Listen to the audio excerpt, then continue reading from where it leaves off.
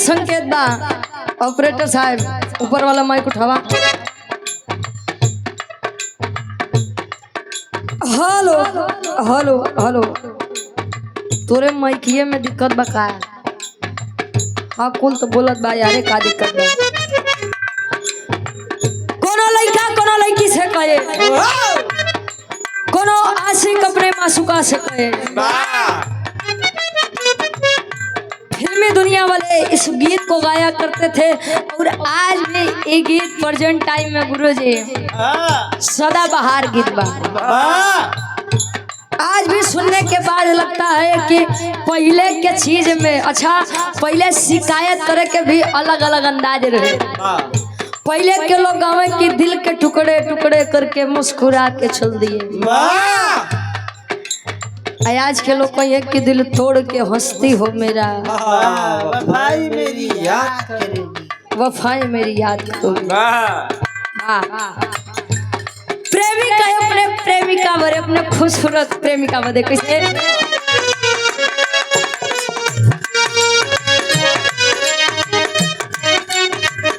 क्या बात।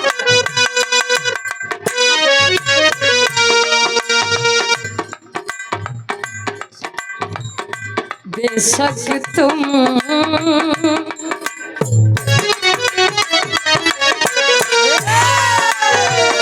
बेशक तुम मेरी मोहब्बत हो, अरे मेरी मोहब्बत हो, अरे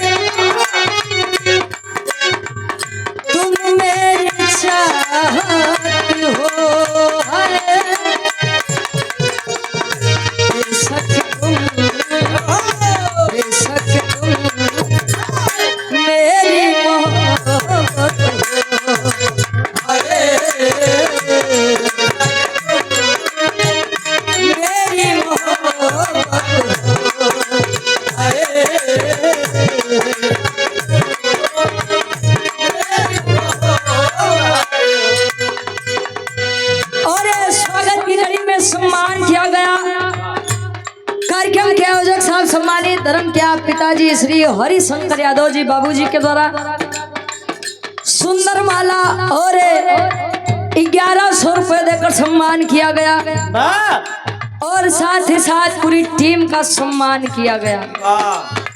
बहुत बहुत धन्यवाद। आशीर्वाद के छारी और ईश्वर से कामना रही कि कार्यक्रम बढ़िया से बीते।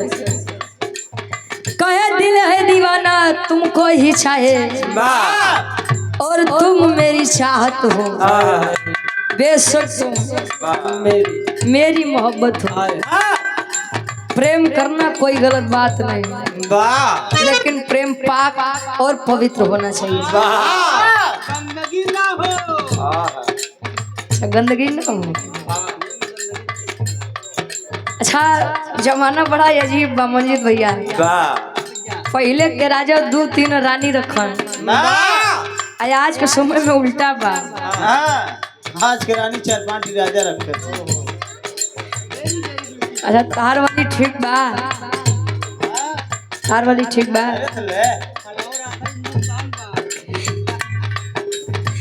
कहे दुश्मन मिले सवेरे मगर मतलबी यार न मिले, और रड़ुआ रहा जन्म भर मगर करकसा नार न मिले। अरे रमेश यादव जी पूर्व प्रधान साहब हमारे गार्जियन जी सुलसा मऊ हिलगी की 500 में से गार्जियन जी के द्वारा ये 501 रुपए का सम्मान। बहुत बहुत धन्यवाद आशीर्वाद के चारी के बच्चे अपनी कला में कामयाब रहे। प्रेमी कहे जब प्रेम हो जाता है, देखिए आदमी खूबसूरत नहीं होता है, जिससे प्रेम हो जाए केतनो खराब आदमी रहा अपने आप अच्छा लगे लगता का जी। अरे वाह। और प्रेम हुआ होता है आप जैसे हैं, आपको स्वीकार कर लो, ये होता है प्रेम। इसे मंजीत भैया अगर तोरे प्रति केहू के मन में प्रेम आवे तो तोहर रंग क्यों देखिए।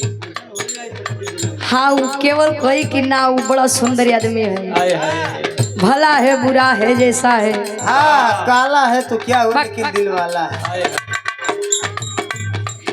ना ना सच बात बाहो, मंजीत भैया हमारा बड़ा दिलदार आदमी है। और एक गार्जियन जी राकेश कुमार यादव जी मास्टर साहब लल्लू मोर सुलसा मऊ हिलगी महिला गायिका रुचि यादव जी के सम्मान में ये 501 रुपए का सम्मान हमरे राकेश कुमार यादव गुरु जी के द्वारा बहुत बहुत धन्यवाद आशीर्वाद के चारी के बच्चे अपनी कला में कामयाब रहे। उलई का कहे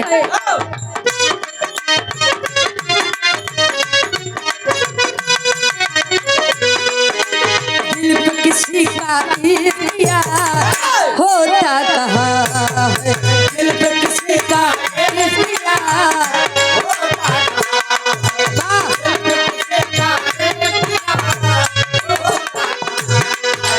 डरने से दुनिया में प्यार होता कहाँ है, होता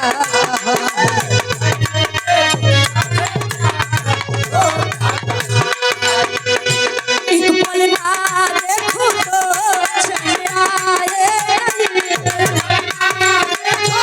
बाहर पे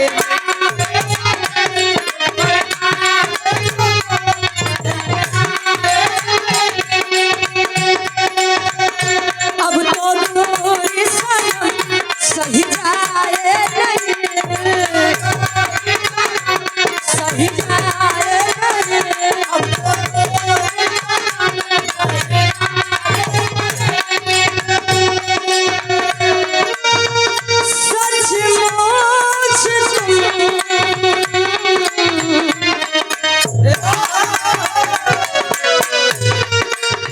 सचमुच तुम मेरी जरूरत हो,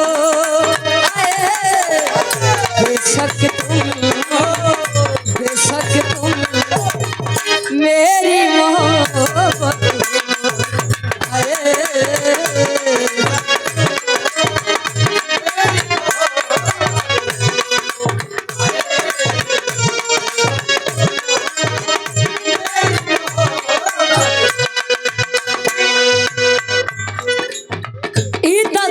रहे तरह से बढ़िया कवि जी फर्ज में लिखते हैं। कई संतों के साए में सतगुरु का ढाबा है, और मन मानो तो मथुरा है, मन मानो तो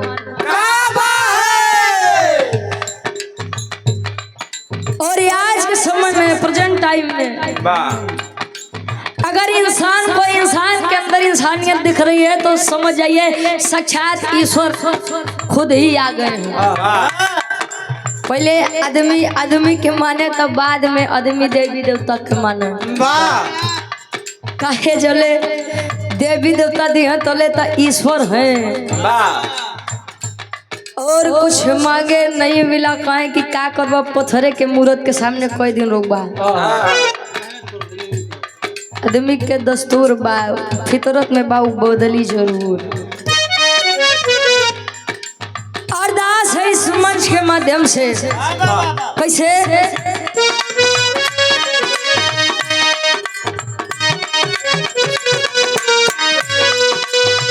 हे सारी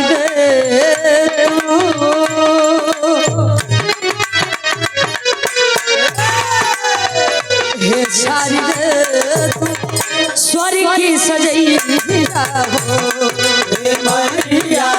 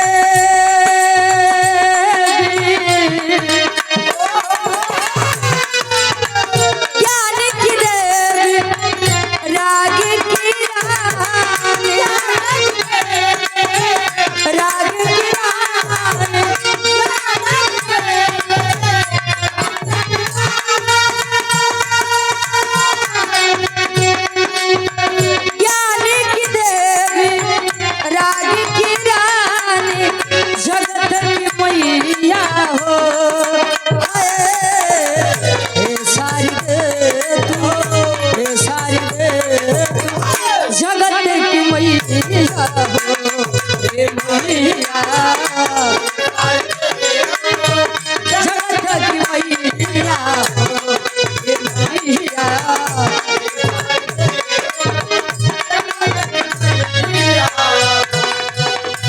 ज्ञान की देवी राग की रानी जगत की मैया हो हे शारदे तू स्वर की सजैया हो कहे मन की तरंग मार लो बस हो गया भजन आदत बुरी सुधार लो बस हो गया भोजन भोजन नहीं हो भजन हाँ तो बिना भोजन के भजन न हो तो कलयुगी संत है कुछ आदमी है वो खाली जिए खातिर खाते तो कुछ आदमी ऐसा ना है वो केवल खाए बोदे जियो थे वाह कुछ है ये हाँ हाँ कुछ आइयो जैसे देखा भाई सुन में भैया कहे मन की तरंग मार लो बस हो गया भजन आदत बुरी सुधार लो बस हो गया भजन भजन मन साफ करिए नहीं तो केतनो कहा तुम्हें माता चपिता तुम्हें वो तुम्हें बंधु चा सखा तुम्हें मन में तोरे पापा ही भरा दिमाग तो जूता लगा चीप वाले पर दिमाग लगा बा जूता पर कि अब बढ़िया ब्रांडेड 5,000 के जूता खरीद के आए ऐसा न हो कि उल्लई के चली जाए तो 5,000 रुपये पानी में चल जाए अच्छा केहू के डर हो चाहिए मत हो लेकिन मर्दन के मेहरारू के बड़ी चिंता रहता कहो हमका लगा थे माई से ज्यादा तो मेहरारू से भैया आखिरी भाव में बिटिया बताओ कि बिरहा जगत में हमारे खानदान का बा बिरहा जगत में हमारे माई बाबू के बा कैसे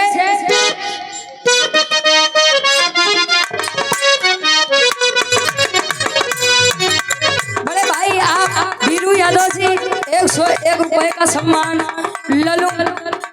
ललू मर बा भैया कि ललू मर पहले के बतावा लल्लू मर अच्छा 100 रुपया क्या यही बिरहा है नहीं भाई वंदना बा अबे तो ट्रेलर चलत बा पीछे तो भी बाकी है हाँ हाँ अबे ये बिरहा नहीं हो केवल अबे गवैयन के फर्ज बा उ देवी गीत करत है बिरहा शुरू करे से पहले 100 रुपए का सम्मान बहुत बहुत धन्यवाद आखिरी में खानदान के पीछे बा कैसे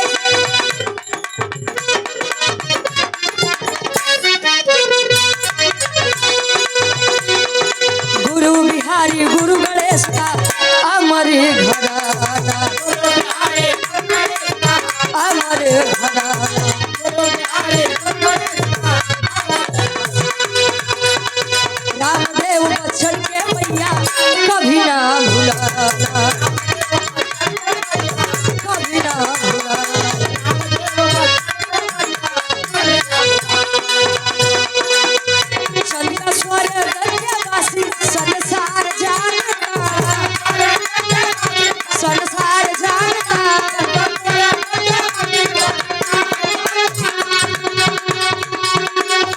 उनकी कलम से कला उद्गार जानता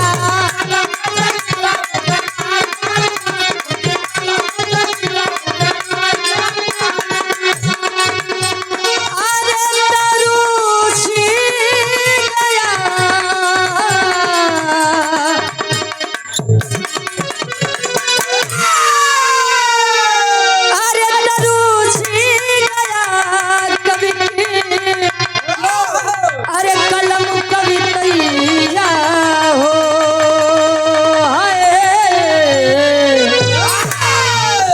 अरे हे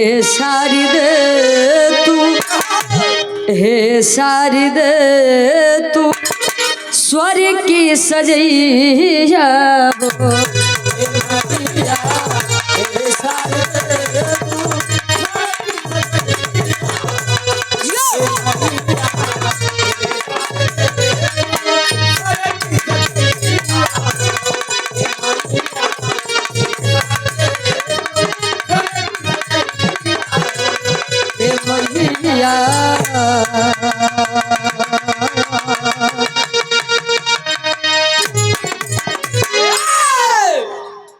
माई के बखान माई के वंदना हो गया गुरुजी तो प्रसादी बाटे